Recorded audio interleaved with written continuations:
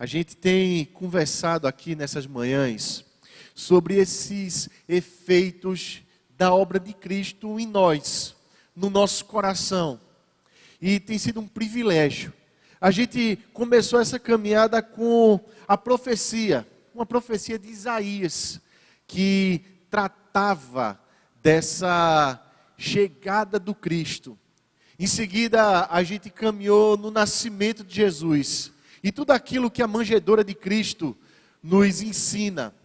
Meus irmãos, aquele monitor ali está desligado, pessoal da mídia. Se tiver desligado, eu vou pedir um favor, que alguém consiga para mim um relógio.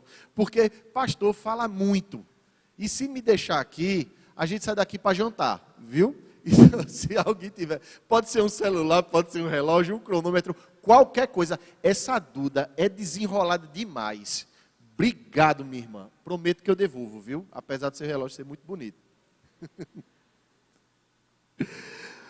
Mas, meus irmãos, hoje a gente... chegou, agora chegou ali no monitor. Mas deixa o relógio aqui, Duda. Valeu. Depois te devolvo. Mas hoje, como é já o final do ano e semana que vem a gente já tem que ir para a temporada de acampamento, a gente vai para um texto que traz nele, assim, todo o ensinamento dessa obra de Cristo. E é o finalmente. E nem está mais nos evangelhos. A gente já passou aqui pelo martírio de Jesus, já passou pelos ensinamentos, já passou pela cruz, passou pela ressurreição. E hoje a gente vai falar sobre esses momentos finais de Cristo sobre a terra, como homem. A gente vai lá para a ascensão do nosso Cristo. Eu quero te convidar com muito carinho e sentindo assim um privilégio de Deus no coração em compartilhar isso. O livro de Atos, capítulo 1, a gente vai ler do primeiro versículo até o versículo 11. Livro de Atos. A gente está tão acostumado a falar de Jesus nos evangelhos que a gente acaba confundindo. O livro de Atos, capítulo 1. A gente vai do primeiro versículo até o versículo 11.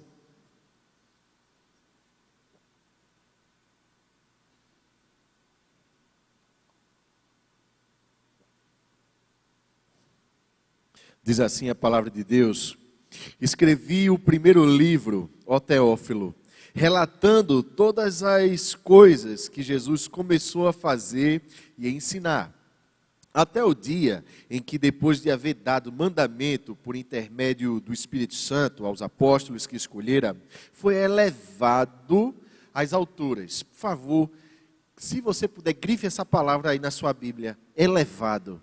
A estes também, depois de ter padecido, se apresentou vivo, com muitas provas incontestáveis, aparecendo-lhes durante 40 dias e falando das coisas concernentes ao reino de Deus.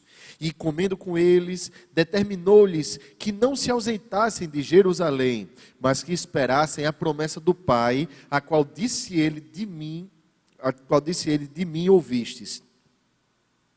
Porque João, na verdade, batizou com água, mas vós sereis batizados com o Espírito Santo, não muito depois destes dias.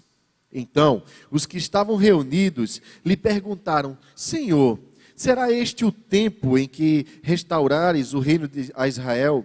Respondeu-lhes: não vos compete conhecer tempos ou épocas que o Pai reservou pela sua exclusiva autoridade. Mas recebereis poder ao descer sobre vós o Espírito Santo, e sereis minhas testemunhas, tanto em Jerusalém, como em toda a Judéia e Samaria, e até os confins da terra. Ditas estas palavras, foi Jesus elevado às alturas, à vista deles, e uma nuvem o encobriu dos seus olhos. E estando eles com os olhos fitos no céu, enquanto Jesus subia, eis que 2 varões vestidos de branco se puseram ao lado deles. E lhes disseram: varões galileus, por que estáis olhando para as alturas? Esse Jesus que dentre vós foi assunto ao céu, virá do mesmo modo como vistes subir. Vamos orar mais uma vez? Pai, a tua palavra é maravilhosa, Deus. É de uma sabedoria, Pai, tão inalcançável para a gente, Deus. Ao mesmo tempo, Pai, é de uma simplicidade, é tão sublime, Deus. Faz, Pai, com que Teu Espírito Santo se erga com poder nesse momento, Pai.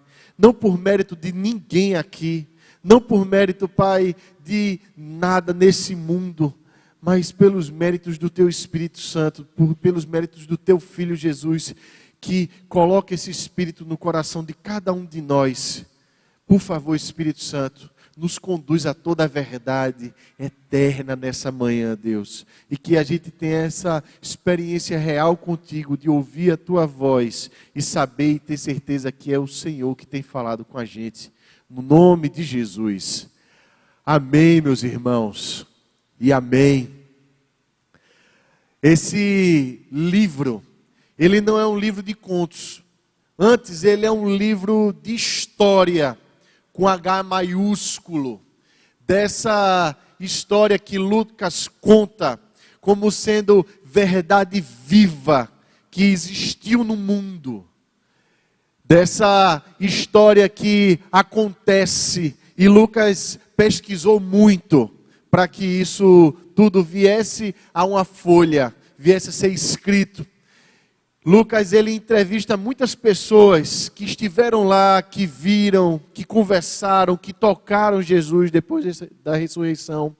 E Lucas escreve esse livro, não como alguém que está assim, simplesmente escrevendo algum mito, mas como alguém que viu a história acontecer, soube de relatos, pesquisou a fundo para saber da verdade existente em torno desses relatos, e não havendo outra alternativa que não admitir as verdades incontestáveis, escrever e dizer: tudo isso aconteceu e aconteceu de fato.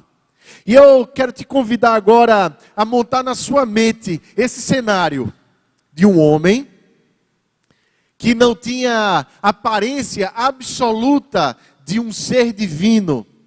Esse homem que nas profecias de Isaías dizia não ter beleza, não era alguém assim bonito, não era alguém assim que tivesse um porte de Messias. Ele não tinha cara de Messias. Ele não atendeu às expectativas de nenhum religioso da época naquilo que diz respeito à chegada do Messias. Não era alguém que nasceu num trono, não era alguém que frequentou a academia da época aos pés de Gamaliel ou Nicodemos ou qualquer um outro mestre ilustrado da lei. Não era alguém que tinha em si ingredientes que dissessem: esse daí pode ser rei. Mas que de repente esse homem, enquanto conversava com as pessoas, da mesma maneira que estamos conversando aqui nessa manhã, e de forma muito simples, ele conversava com os seus discípulos sobre, claro, naturalmente, o de sempre, o reino de Deus. Ele vai deixando a terra, contrariando toda a lei da gravidade, e vai subindo aos céus, vai sendo elevado aos céus. Qual seria a reação de cada um de nós se não ficar olhando aquela cena para sempre? Se não você ficar procurando Jesus no céu o tempo todo?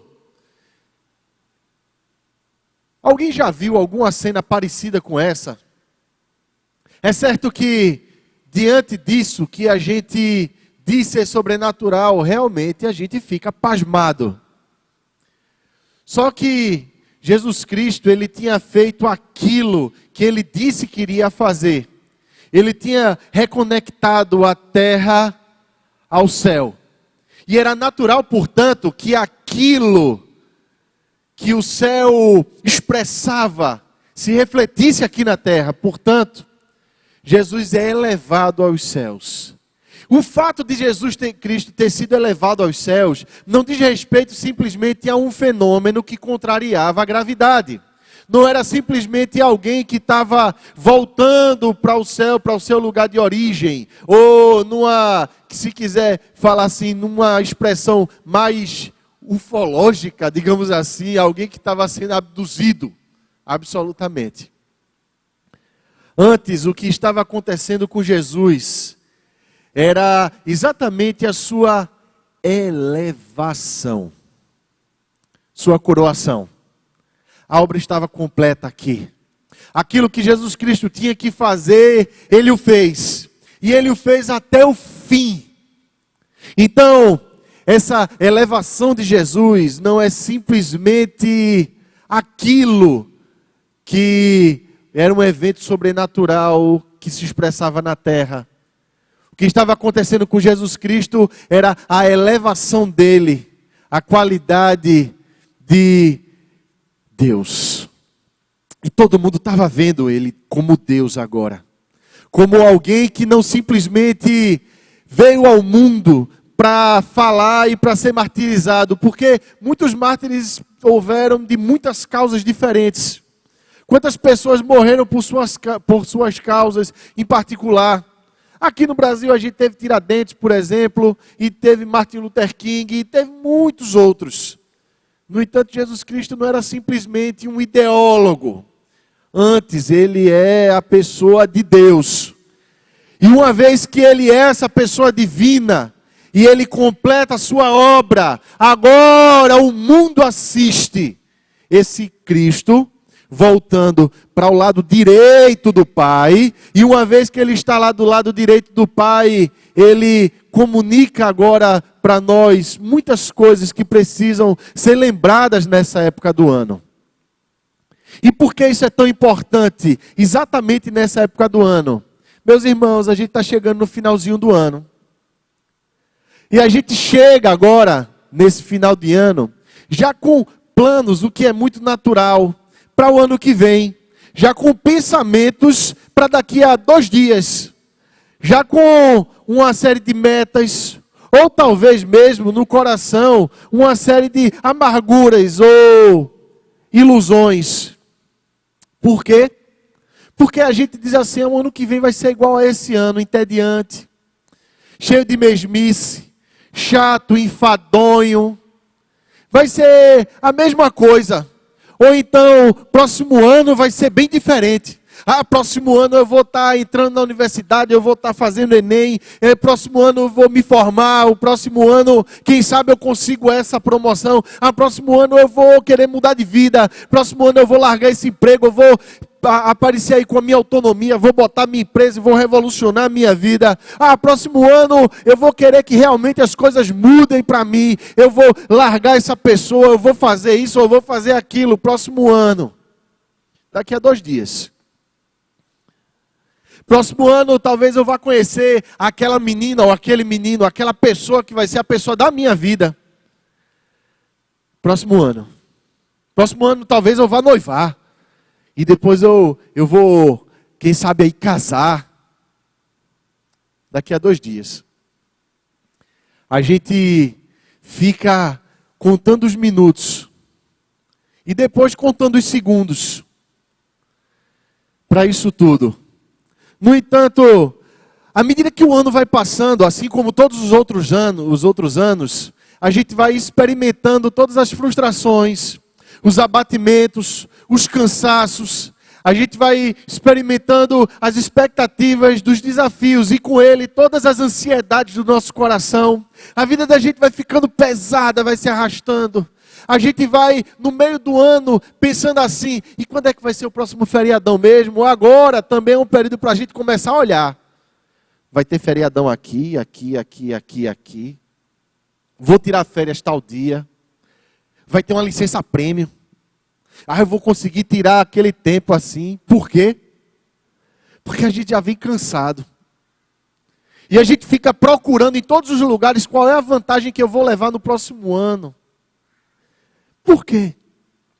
Porque essa visão do Cristo que subiu aos céus se apagou. Em lugar dela é colocado muitas ideologias do nosso tempo. Dentre elas existe hoje uma teologia, entre aspas, mascarada aí, dessa ideologia de coaching, vamos dizer assim, ou psicologizada em muitos momentos, mas nunca sem aprofundamento absolutamente algum, que diz respeito que você é a pessoa que Deus ele olhou para você e ele viu em você muitas qualidades maravilhosas e Deus ele quer simplesmente potencializar, ele quer assim fazer você chegar aos céus, porque ele vai te dar uma mão nos teus planos.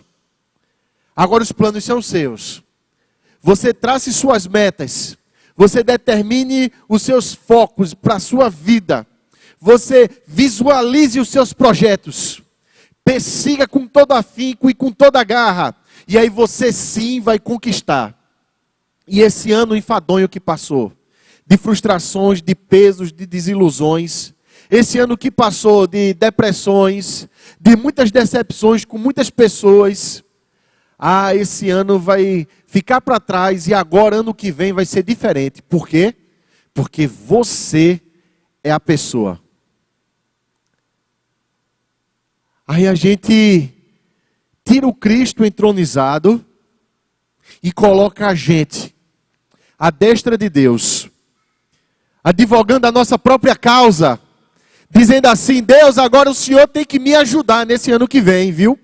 Agora o Senhor é que tem que abrir os meus caminhos aí. Deus, olha, esse ano que passou, ele foi meio ruim, mas ano que vem o Senhor vai fazer um negócio aí diferente, não vai?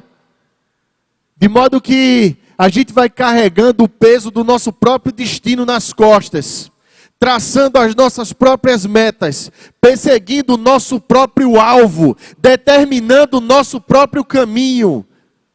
E no meio disso tudo, elegendo mocinhos e bandidos. Aquelas pessoas que nos ajudam, aquelas pessoas que nos amparam, aquelas pessoas que nos acolhem e que nos abraçam, essas são mocinhos. Essas são pessoas maravilhosas. São os mestres da vida. São as pessoas que me ajudaram a atingir os meus planos. E aquelas que me atrapalharam, que me frustraram, que me decepcionaram, aquelas pessoas que me aborreceram, aquelas pessoas que não me fizeram rir, aquelas pessoas que não me ajudaram naquele tempo que eu... essas são os bandidos. Essas têm que ser eliminadas da minha vida. É exatamente por isso, por esse tipo de mentalidade, que a gente chega nessa época do ano exausto, cansado, exaurido, esperando que daqui a 2 dias a nossa vida seja totalmente diferente. Esperando que daqui a 2 dias a nossa vida mude. E que muita gente vai apostar em cor de roupa, em pulo de 7 ondas, em colocar coisa em carteira, embaixo de prato, vai fazer uma série de coisas. Ou então vai dizer assim, porque crente também faz promessa, e também crente também faz simpatia. Diz assim: eu faço questão de romper o ano na igreja. Por quê? Porque Deus vai me abençoar. E você jura que a coisa vai acontecer diferente. Se isso, não que a gente via a igreja seja essencialmente ruim, absolutamente. Eu faço questão, meu querido, todo ano de estar na igreja, porque é uma bênção. Mas existe uma diferença enorme entre você entrar numa negociação com Deus, exigindo de Deus, demandando de Deus. Quantas vezes eu já não ouvi essa teologia asquerosa da prosperidade dizer assim: bote Deus num canto da parede e exija porque Ele prometeu, como se Deus ele fosse uma espécie de pai que tem filho mimado. Absolutamente, meu querido irmão, preste atenção, porque a obra de Cristo ela é totalmente avessa a tudo isso. E um convite que há de Deus aqui, embutido nesses versículos, é que você de fato alimente todas as esperanças da sua vida, sim, mas de uma forma diferente. Nós precisamos de esperança. Cada um de nós precisamos de esperança. Cada um de nós precisamos sonhar. Cada um de nós existe embutido, incutido, instalado em cada coração humano a necessidade de sentir sentido, a necessidade de sonho, a necessidade de expectativa boa e de esperança. Por quê? Porque o nosso Deus é de fato um Deus de promessas, de profecias, e não somente isso, mas de fidelidade para cumprir cada uma das suas palavras, cada uma das suas profecias. Toda esperança e todo sonho da gente surge quando o homem peca. E ele se sente totalmente frustrado e desiludido porque ele está longe e afastado de Deus. E se existe promessa de Deus na história humana, é porque houve uma queda, porque houve um rompimento desse relacionamento, é porque antes se vivia o céu e agora não se vive mais. E uma vez que Deus chega para o homem e diz assim: eu te prometo que a situação não vai ficar assim, meu filho vai vir. E tudo isso vai ser acabado. Cabeça da serpente vai ser esmagada. Tua vida vai mudar. O mundo vai ser diferente. Isso é obra de Deus. Era esperança de Deus. E a gente viu a profecia da vinda. E a gente viu que gente que confiava nessa profecia tinha vida diferente. A gente viu que a manjedoura de Cristo era a concretização dessa promessa dele. E a promessa de Deus, ela se cumpre total e cabalmente. E a gente viu agora que Jesus Cristo, ele sobe aos céus. Mas ele sobe aos céus agora como sendo elevado. E para que ele faz isso? Ele está à direita do nosso Pai, advogando cada um de nós. Dizendo ao Pai: Pai, esse daqui me pertence. Esse daqui é meu. Pai, esse daqui está comprado pelo meu sangue. Pai, esse daqui, não merecia não. Nunca mereceu. Mas ele é alvo da minha graça e das minhas misericórdias. Pai, esse daqui precisa entender essa realidade. Só que, entenda isso.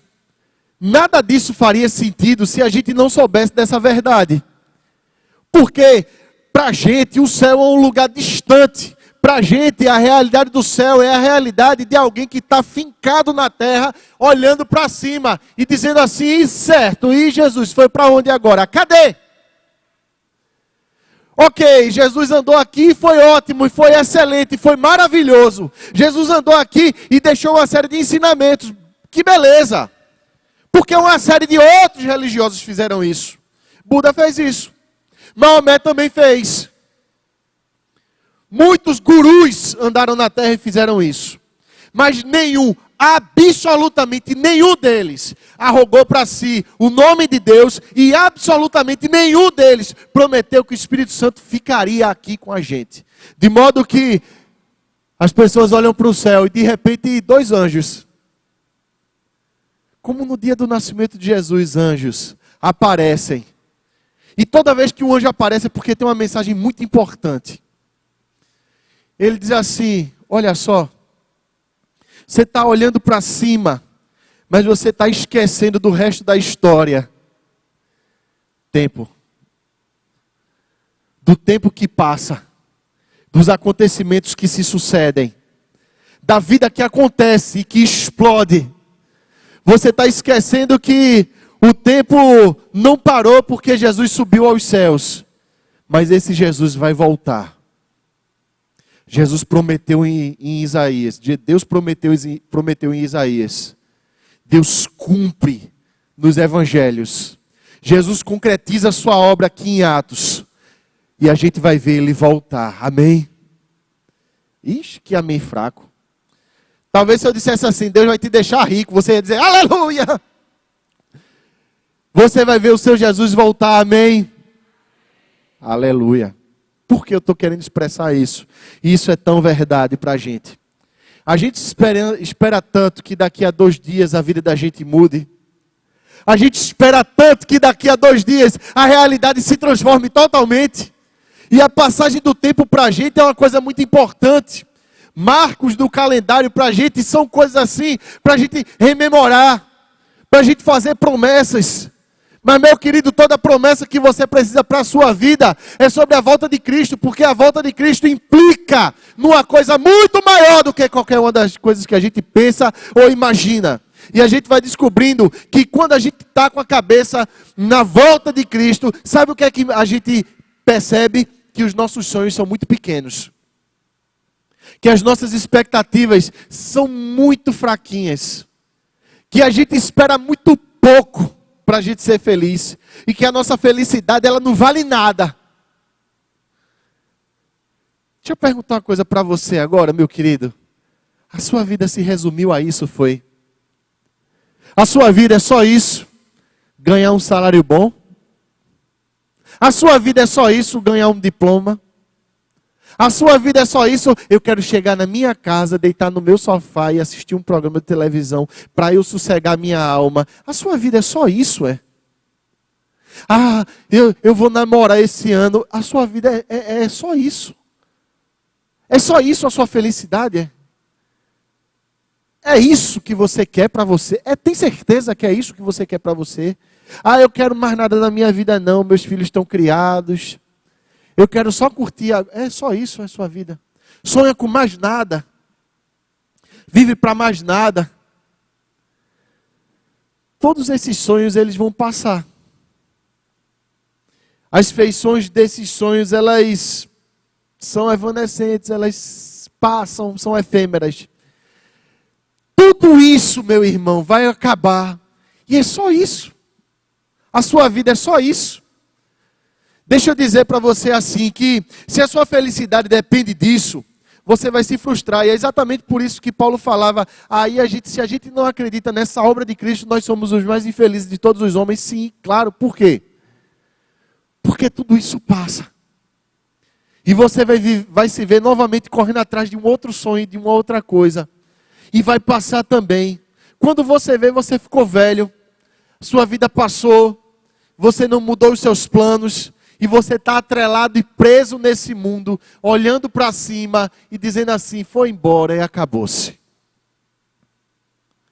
E a sua vida vai ser somente isso. Depressão, enfado, tristeza, expectativa e muitos sonhos vazios. E outros cacos de sonho que você deixou pelo caminho. Vai ser só isso. Agora, se você olha agora e pensa na volta de Cristo, você vai entender algo na sua vida. Que a história da nossa vida não é simplesmente a história da nossa vida. A história da nossa vida não é sobre os nossos sonhos. A história da nossa vida não é sobre alguém que se coloca do lado de Deus e diz assim, a minha vida é a coisa mais importante do mundo, Deus satisfaça os meus sonhos. Olha aqui, Deus, eu estou do seu lado direito para dizer que eu sei que o Senhor olhou para mim e viu alguma coisa especial. Me coloca para cima, Deus, porque eu mereço. Absolutamente, não é sobre isso. Antes, a história da nossa vida é a história da nossa vida na vida de Cristo. Jesus Cristo continua sendo o personagem principal da história. Jesus Cristo continua sendo o personagem principal da história da nossa vida e do nosso coração. Por quê? Porque Deus deixou para a gente um objetivo, uma meta, um foco. Deus deixou para a gente um sentido, uma direção na vida, que se chama Jesus Cristo. E é bem simples, a gente viu isso aqui no texto. A gente viu que quando Jesus Cristo, ele está aqui na terra e ele diz assim, vocês vão ser as minhas testemunhas. Esse é o caminho da vida de cada um aqui. Mas Jesus até onde? Até os confins da terra. Naquela época, o pessoal pensava que os confins da terra eram o extremo oeste da Europa, né? Ali pelo lado da Espanha, aquele mundo ali. O povo pensava que os confins da terra eram ali. Era o mais longe que se tinha notícia. Claro que a Bíblia está querendo expressar, obviamente, dizendo assim, olha, você vai testemunhar em absolutamente todos os lugares onde você estiver, nos mais difíceis, nos mais intangíveis, nos mais intocados lugares, você vai. E talvez esse lugar e essa fronteira seja a casa do teu vizinho.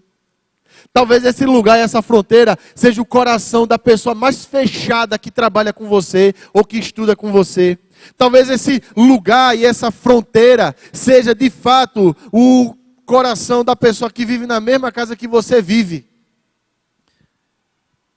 Sejam as fronteiras mais distantes que a gente tem que chegar. Mas o caminho da gente agora é testemunhar de Cristo. E por quê? Porque eu descobri que a história da minha vida não é sobre mim. Eu descobri que a história da minha vida não é sobre meus sonhos. Eu descobri que a história da minha vida não é simplesmente pelas minhas metas de profissionalismo, de perfeição, de mérito, de competência. A minha história não é sobre passar no Enem. A minha história não é sobre casar e ter filhos. A minha história não é sobre trocar de carro. A minha história não é sobre absolutamente nenhuma dessas coisas. A história da minha vida agora versa e fala sobre a vida de Jesus Cristo. Essa é a história da minha vida. De modo que uma das grandes implicações da obra de Cristo, meu querido, é que o nosso ego, os nossos objetivos, os nossos planos, eles vão diminuindo, diminuindo, diminuindo, diminuindo, até que no nosso coração não sobra nada, senão a eternidade. Aí a passagem do tempo, ela se torna para a gente algo que acontece, mas que não determina nada na nossa vida. A sua relação com o calendário mudou. A sua relação com o tempo mudou. A sua relação com as coisas da vida mudou. Tudo agora passa a ser instrumento e ter valor de instrumento. Pode mudar, pode trocar, as circunstâncias podem ser transformadas. A tua carreira profissional pode ser mudada, o lugar que você mora.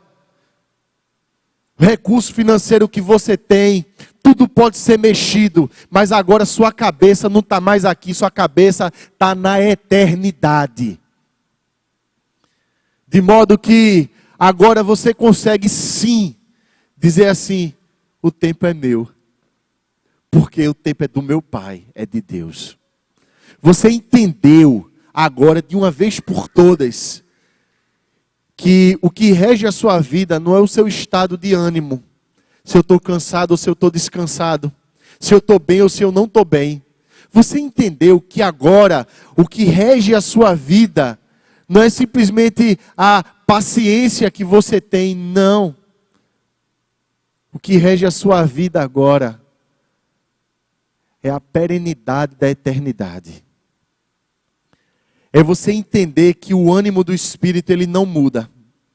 É você entender que o ânimo de Deus não muda.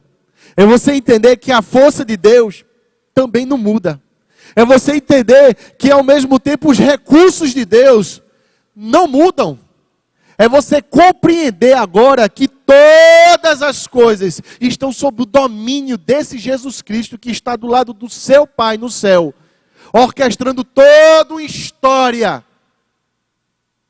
para que Ele possa voltar. De modo que agora até as circunstâncias negativas que você passa e que você atravessa são compreendidas por você agora como ingredientes para a construção do caminho da volta de Cristo.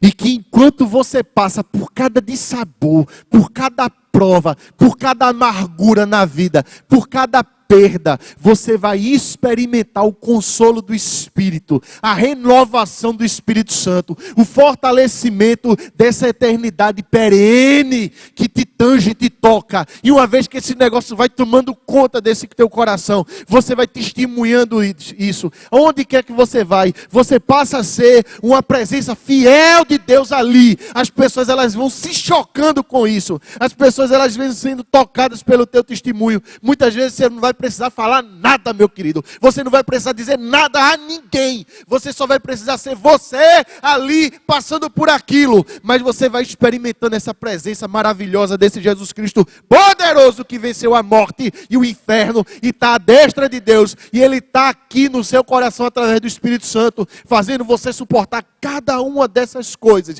Pessoas ao seu redor vão dizer assim, como é que Ele consegue? Como é que Ele pode? E aí você só vai dizer uma coisa, não é porque eu tenho mérito, não é porque Deus olhou para minha cara e disse que eu tenho alguma coisa especial, não é porque eu sou uma pessoa em mim mesma forte, mas é porque eu posso todas as coisas naquele que me fortalece. Aí você tem um ano diferente, meu querido. Aí o seu ano é novo, de fato. Por quê? Porque você precisa de esperança para a vida. Só que suas esperanças agora estão na eternidade, e a eternidade não passa. Assim como não passa o poder de Deus, assim como não passa consolo do Espírito, assim como não passa renovação. E para a gente caminhar para esses finalmente aqui da gente, você vai conhecer e vai ter certeza que a volta de Jesus Cristo é sobre restauração da gente. Você vai entender que volta de Jesus Cristo tem muito mais a ver com um Deus criador que ama a sua criação e que quer restaurar a sua criação por completo. E que você e eu e cada um de nós aqui estamos num processo de restauração dessa criação. Você está em processo, meu querido. A coisa na sua vida, a eternidade, não diz respeito à estagnação. Muitas vezes as pessoas dizem que o céu deve ser um lugar muito parado, não é? Todo mundo assim, ó, branco, tudo branco, né? Anjinho, e não está acontecendo nada. O céu instalado aqui na terra significa que existe um plano de restauração em curso. E que nenhuma dessas coisas que hoje estão quebradas vão permanecer quebradas. Mas que Deus ele está restaurando. E Ele quer usar você também. Para restaurar relacionamentos. Para restaurar corações. Para ser instrumento dEle. Para abençoar. E aí a gente começa a criar sensibilidade agora para o outro. Aí agora a gente começa a criar sensibilidade para a vida do outro. Começa a criar agora compreensão porque o outro está daquele jeito. E às vezes ele espinha e fura a gente. E agora a gente vai começar a compreender que esse Jesus Cristo, ele passou por todos os cravos e os espinhos. Que ele passou pela cruz. Mas ele compreendeu a inconsciência das pessoas. A ponto de poder dizer assim, do alto de uma cruz, Pai, perdoa-lhes, porque eles não têm consciência. Cegos. E agora que a eternidade te toca, o Espírito Santo de Deus está dentro de você. O Espírito Santo de Deus fala ao teu coração. Agora que esse negócio está aí dentro, fazendo com que você cresça, fazendo com que você se expanda totalmente. Você começa agora a olhar para as pessoas e dizer assim, Pai, perdoa, Deus. Deixa as tuas misericórdias se renovarem dentro de mim. Pai, me dá força para abraçar mais uma vez. Me dá força para dar beijo. Me dá força para olhar nos olhos. Me dá força, Deus, para dizer assim, Pai, renova minha paciência. Não tira de mim o cansaço não, Deus. Mas renova a paciência. Não tira de mim não, Deus, a exaustão física, Pai. Mas me faz transcender, Pai, tudo isso. Porque o Senhor é exatamente poderoso para isso. Quem, meus irmãos, de nós tem poder em si próprio para fazer uma obra como essa? Quem de nós? Volta de Cristo diz respeito à restauração. Volta de Cristo diz respeito a esse plano em curso que está acontecendo agora. E quer te tocar. Enquanto a gente não abrir os nossos olhos para essa realidade. Enquanto a gente não abrir os olhos e a gente sair desse protagonismo e colocar Cristo como sendo protagonista na vida da gente, o nosso ano, a nossa vida nunca vai se renovar. Nunca vai ser restaurada, nunca vai ser redimida, nunca vai acontecer uma transformação que de fato seja significativa. Não vai. E o tempo vai passar. E aí você vai somente experimentar todas as suas limitações físicas chegando com todas as suas frustrações na vida, todas as suas decepções. Meu querido, você tem consciência que existe um convite de Deus nessa manhã para ser testemunha dele? Ser testemunha dele, que não é simplesmente você dizer assim, eu quero falar de Jesus, entrega um panfleto, não se resume a isso. Eu quero falar de Cristo, entrega um Novo Testamento, não se resume exclusivamente a isso, apesar de tudo isso ser muito bom e ser maravilhoso. Não se resume a você comprar um caderno para você usar no seu colégio no começo do ano com o nome Jesus Cristo é o meu Senhor. E você negar isso nas suas atitudes. Não é isso.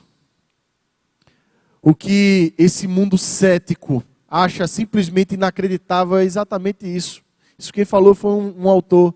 Ele disse assim: o que o mundo cético acha inacreditável são cristãos que afirmam Jesus com os seus lábios, mas negam nas suas atitudes. Isso é simplesmente inacreditável.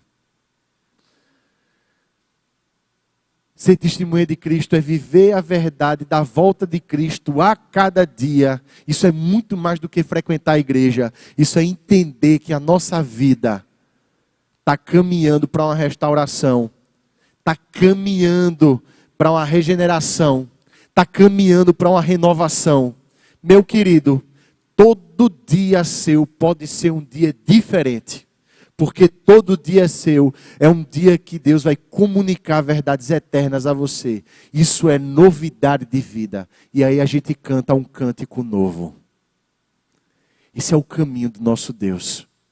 Quero te convidar a orar agora. Eu quero te convidar a cantar e a contar a cada dia as obras de Cristo.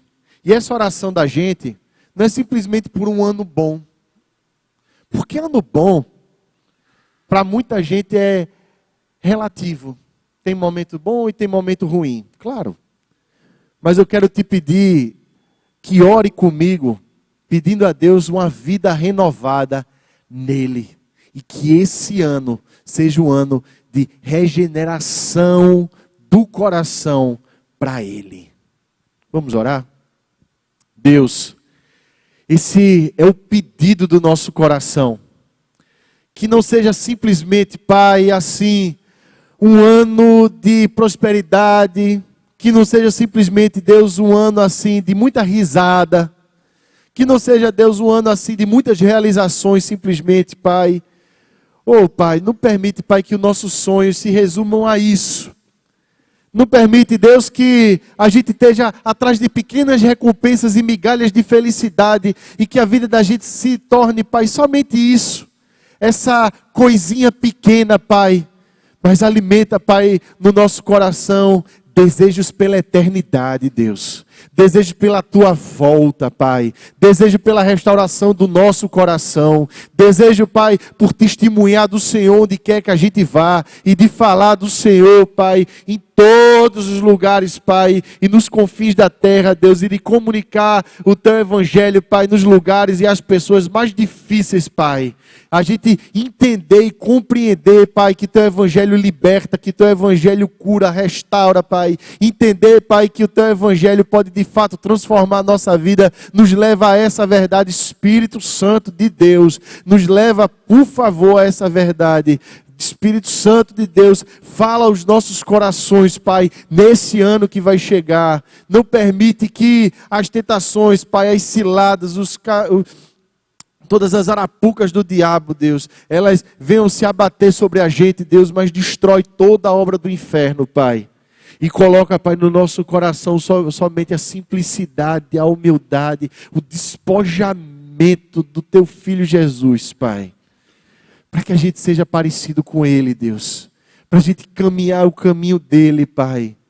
Dá, Pai, a gente a paciência, Deus, e a mediação do Espírito Santo, para a gente reconciliar, para a gente abraçar, Deus, para a gente chamar para junto, aquele que é diferente da gente, aquele que talvez tenha magoado, ou que a gente magoou, Deus, com as nossas palavras ou a nossa indiferença. Não permite, Deus, que a gente permaneça nessa mesmice de vida, mas dá, Pai, com que o nosso ano seja de fato diferente, Pai, pela presença e pelo poder do Teu Espírito Santo, Pai, que Jesus Cristo, pela obra dEle, trouxe aos nossos corações. É isso que a gente te pede, Pai, no nome de Jesus. Amém e amém, meus irmãos. Vamos louvar a Deus? Vamos ficar em pé?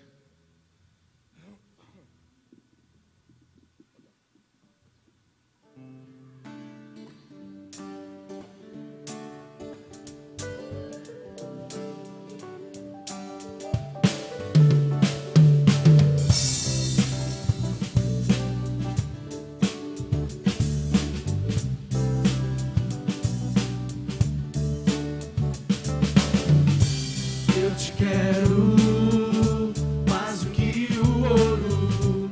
Eu te quero mais do que os tesouros.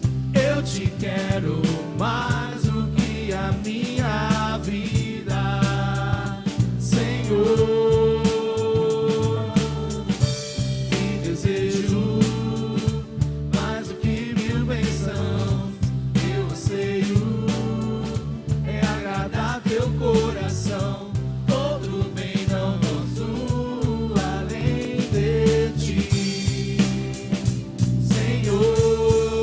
Tu és a porção da minha herança, és o bem maior pra mim. O meu coração não pode mais viver sem o teu grande amor.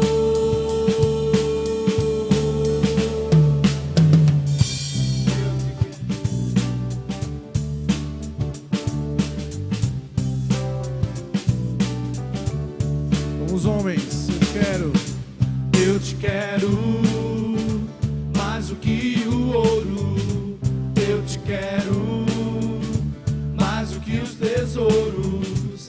Eu te quero mais do que a minha vida, Senhor. As mulheres.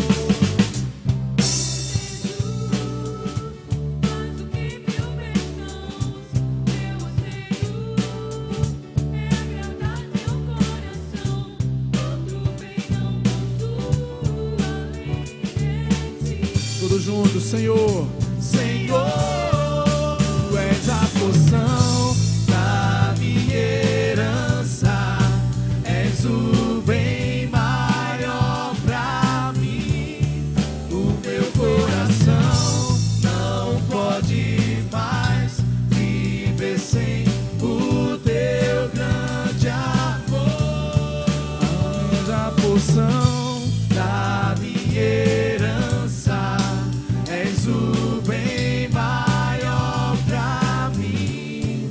O meu coração não pode mais viver sem o teu grande amor.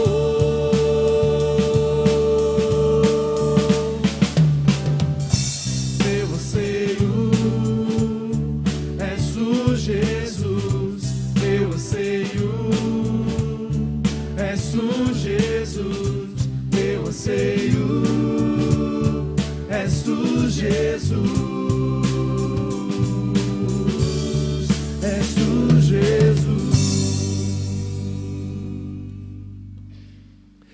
A volta de Jesus Cristo, meu querido irmão, é sobre intimidade com Deus. Se Jesus Cristo tivesse permanecido como pessoa aqui para sempre, o acesso a ele seria muito limitado. Você ia ter que viajar até Jerusalém para falar com ele, disputando com 7 bilhões de pessoas. Quando Jesus Cristo coloca o Espírito Santo no teu coração, ele está dizendo assim: eu quero ser o mais íntimo que você pode pensar ou sonhar.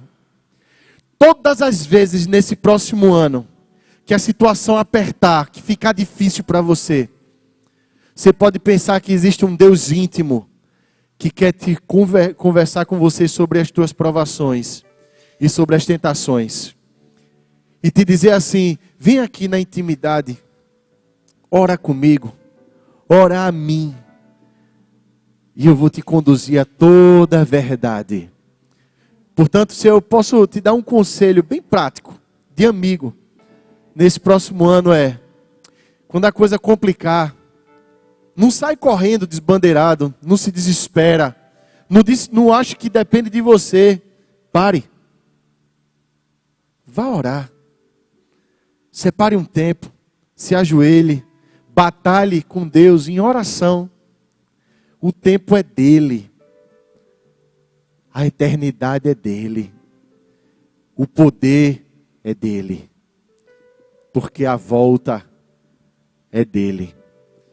E todo olho verá, no céu, na terra e debaixo da terra, o nosso Jesus, que tem um nome que está acima de todo nome, voltar e nós estaremos com Ele. Pai, a gente quer descansar nessa certeza, Senhor. A gente quer descansar na certeza dessa intimidade que o Senhor tem com a gente. Que o Senhor ouve, que o Senhor está aqui. Que o Senhor sabe, Pai, o que é padecer. O Senhor esteve no nosso lugar. Sentiu todas as limitações, a angústia, Deus, o medo. Olhou nos olhos, sentiu as dores. Oh, Pai, nos abençoa. Abençoa a gente, Pai, com tempos maravilhosos com o Senhor. Em devocionalidade, Pai, em leitura da palavra, oração, louvores. Como igreja, Pai, ou às vezes na solidão da nossa casa, de um lugar qualquer. Mas nos abençoa, Pai, com essa voz que diz: filho, eu te amo. E eu te quero. Muito obrigado, Senhor, por tudo.